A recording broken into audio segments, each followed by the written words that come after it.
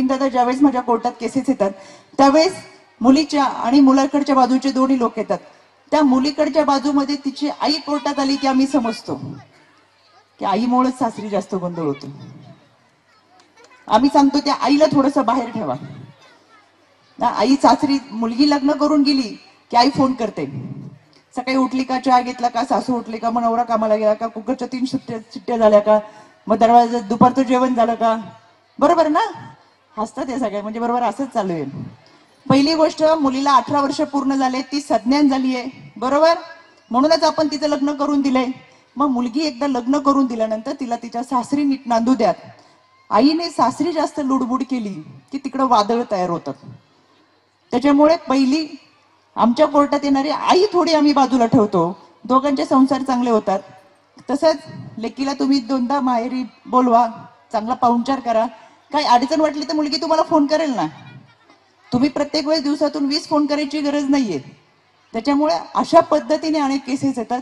तशाच दुसरी केसेस हल्ली यायला लागले. त्याच्यामध्ये असं होतं की मुलगी सासरी गेली तरी माहेरी जास्त लुडबुड करायला लागली तरी वाद होतात. मग ते काका पुतण्यात होतात, मग ते भावाभावात होतात, नणंद भाऊजाईमध्ये होतात. मग एकदा मुलीला सासरी लग्न करून दिले तर तिने सासरीच नांदाव ना, माहेरी फार लुडबुड करू नये, लक्ष देऊ नये. त्याच्यामुळे मला असं वाटतं की प्रत्येकाचे संसार चांगल्या पद्धतीने झाले पाहिजेत.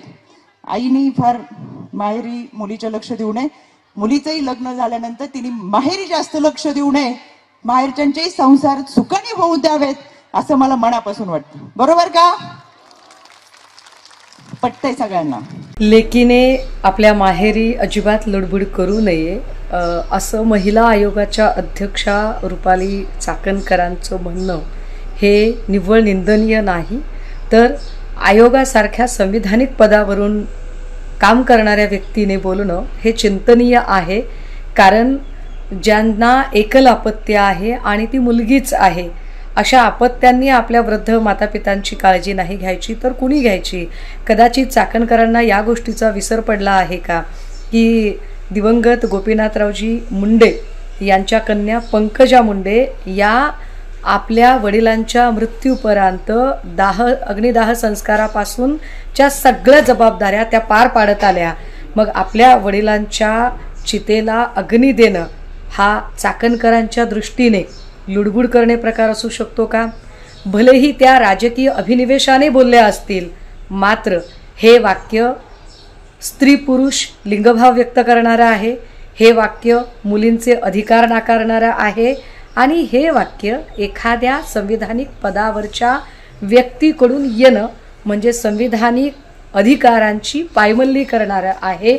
मला वाटतं की चाकणकर यांनी आपल्या या विधानाबद्दलची दिलगिरी व्यक्त करायला हवी.